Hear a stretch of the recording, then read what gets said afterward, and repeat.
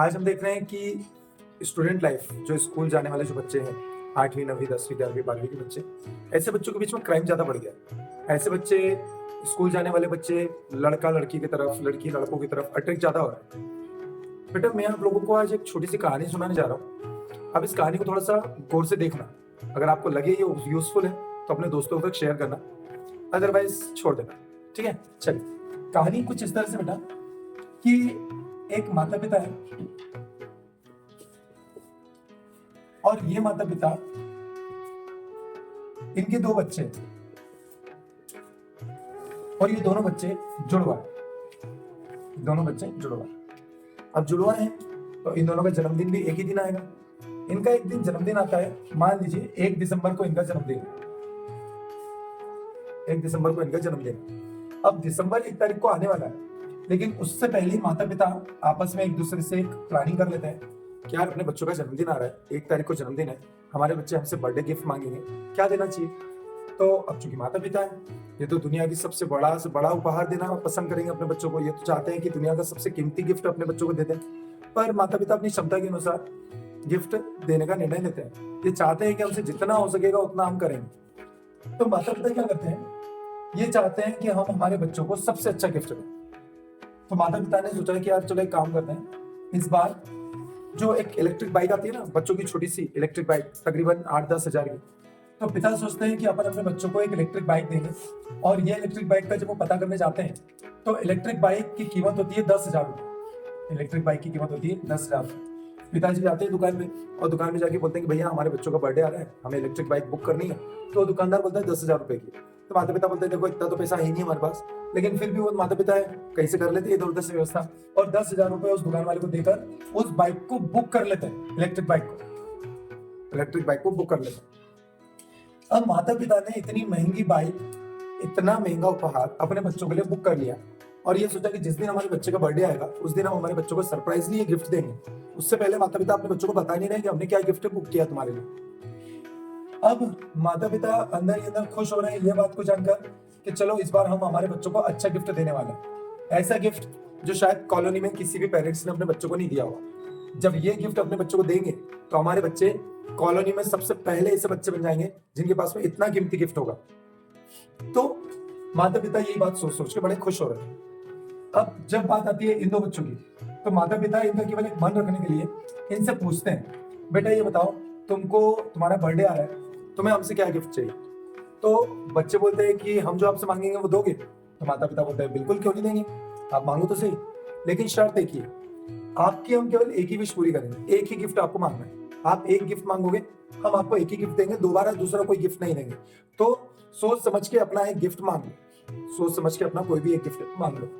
तो बच्चे आपस में डिस्कस करते हैं दोनों, अरे भैया भैया क्या गिफ्ट मांगे यार, मम्मी पापा ने एक गिफ्ट मांगने की छूट दे रखी है, कोई भी एक गिफ्ट मांग सकते हैं, मांग लेते हैं। तो बोलते ठीक है पापा, आप हमें मेले में ले चलो, हमको जो पसंद आएगा हम वो आपसे मांगेंगे।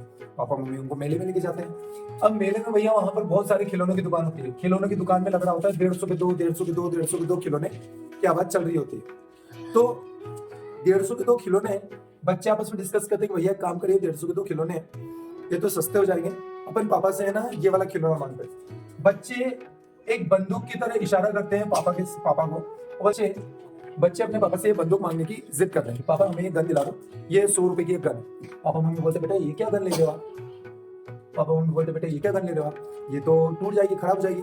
बच्चे बोलते पापा आपने बोला था ना कि आप हमको ये गिफ्ट दिलाओगे, और अब आप अपने ही घर से पलट रहे हो, हमें बस यही गिफ्ट चाहिए, हमें ये बंदूक चाहिए, 100 रुपए की ये दिला दो।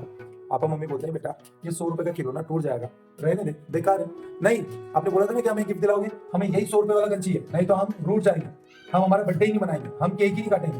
पापा मम्मी बोलते हैं बेटा ये 100 रुपए वाला खिलौना मत लो, हमने तुम्हारे लिए एक अच्छा खिलौना देख रखा है, हमने सोच रखा है, हमने बुक कर रखा है, हमें तुम्हें कौन सा खिलौना चाहिए, हमने बुक कर रखा है वो खिलौना, हमें तुम्हें कौन सा देना है, प्लीज समझो। तो बच्चे बोलते हैं नहीं चाहिए हमें तुम्हारा खिलौना, हमें बस ये 100 रुपए वाला खिलौना चाहिए। माता पिता उन्हें लाख समझाने की कोशिश करते हैं, बेटा ये 100 रुपए वाला खिलौना से 10 गुना ज्यादा अच्छा खिलौना हमने बुक कर रखा है। बच्चे बिल्कुल नहीं सुनते। बच्चे बोलते बस हमें नहीं सुनना आप लोगों की बात, हमें नहीं चाहिए आपका बुक किया हुआ खिलौना, हमें बस यही खिलौना चाहिए, हमें बस यही खिलौना चाहिए। माता पिता मजबूरी में आके बच्चों की जिद के सामने झुककर उन्हें वो 100 रुपए वाला खिलौना दिला देते हैं। अब चूंकि शर्त तो एक ही रहती है कि उन्हें एक ही खिलौना दिलाया जाएगा, एक ही फिश पूरी रहेगी, उन्हें वो खिलौना दिला देते हैं। बच्चे वो खिलौना पाकर खुश हो जाते हैं। अब बच्चे जब वो खिलौना पाकर खुश हो जाते हैं तो बच्चे अब पापा से पूछते हैं, पापा ये खिलौना तो आपने हमें दिला दिया, अब आप हमें वो भी बता दो कि आपने हमारे लिए कौन सा खिलौना बुक किया था। तो पापा मम्मी बोलते हैं, बेटा देखो अब तुमने फिलहाल ये खिलौना खरीद लिया है तो अब क्यों पूछ रहे हो हमसे। वैसे हम बता ही देते हैं, हमने आपके लिए जो खिलौना बुक किया था वो 10,000 की कीमत का था और वो इलेक्ट्रिक बाइक थी, चार्जिंग वाली गाड़ी थी, 2 व्हीलर छोटी वाली गाड़ी 10,000 रुपए की थी। अगर ये खिलौना लेते ना तो पूरी कॉलोनी में सबसे यूनिक खिलौना तुम्हारे पास होता, पूरे कॉलोनी के बच्चे परेशान हो जाते, पूरे कॉलोनी के बच्चे जलते तुमसे। और इतना बढ़िया खिलौना हमने तुम्हारे लिए बुक किया था 10,000 का और तुमने ले लिया हमसे 100 रुपए वाला खिलौना। वो बच्चे इतना पछताते हैं, इतना पछताते हैं, इतना पछताते हैं, बच्चे रोते हैं, पापा प्लीज ये 100 रुपए वाला खिलौना वापस कर दो और हमें वही खिलौना दिला दो जो आपने बुक किया था।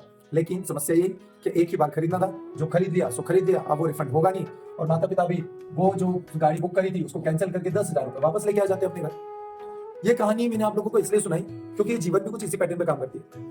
बच्चे जब बड़े होते हैं तो उन्हें ऐसा लगता है कि हम अपनी पसंद के हिसाब से अपनी जीवन साथी चुन लेंगे। उन्हें ऐसा लगता है कि हमारे माता पिता को जरूरत नहीं है, हम हमारे लिए जीवन साथी चुनेंगे। बच्चे जब अपने हिसाब से जीवन साथी चुनते हैं, अपने हिसाब से जब जीवन साथी चुनते हैं, उनको नहीं पता होता कि अगर हम हमारे हिसाब से जीवन साथी ना चुनकर अगर हम हमारे माता पिता के हिसाब से चलेंगे तो माता पिता ने हमसे 10 गुना ज्यादा अच्छा से जीवन साथी हमारे लिए चुन रखा है। देखो कोई भी माँ बाप अपने बच्चों के लिए सबसे अच्छा ही जीवन साथी चुनता है। कोई भी पिता, लड़की का पिता चाहता है कि मेरी बेटी कार में घूमे, बंगले में रहे, ऐशो आराम की जिंदगी जिए। तो क्यों ये लड़कियां समझती नहीं अपने पिता को, क्यों ये लड़कियां समझती नहीं अपनी माँ को। अरे माता पिता के हिसाब से चलो, उन्होंने जो भी वर चुना है, जो भी लड़का चुना है, जो भी शादी के लिए चुना है वो सबसे बेस्ट चुना है, उससे बेस्ट कुछ हो ही नहीं सकता। अगर माँ बाप चाहते हैं तो बिल्कुल करो, आपने जो अपनी चॉइस रखी है वो मैं समझ रहा हूँ, लेकिन उससे 10 गुना ज्यादा चॉइस आपके माता पिता की। मेरा बस बेटा एक ही मैसेज है कि जैसे ही बच्चे बाद में पछता रहे थे ना 100 रुपए का खिलौना लेकर, वैसे ही आप लोग भी एक ना एक दिन पछताओगे अगर आप अपने मन मर्जी की शादी करोगे। प्लीज मन मर्जी की शादी करने के बजाय एक बार अपने माता पिता को भरोसा दिलाएं कि माता पिता आपने ही जो चॉइस करी है हमारे लिए वही सबसे बढ़िया है और हमें बस आप पर पूरा भरोसा है। आप अपने जिन माता पिता ने आपको जन्म दिया, आप उन्हीं माता पिता का विरोध करते हो कि आप इतने बड़े हो गए हो। प्लीज बेटा ऐसा ना करें। वो माता पिता ने आपको जन्म दिया है, वो माता पिता आपको पढ़ाई लिखाई करवाते हैं, आपको शिक्षित करते हैं, आपको पढ़ा लिखा कर बड़ा करते हैं, तो क्या आप एक दिन उनसे भी बड़े हो जाओगे। आप सीधे सीधे अपने माता पिता के अनुसार चलें, उनके बताए हुए लड़के से या लड़की से शादी करें, उन्हीं के अनुसार अपना जीवन चलाएं।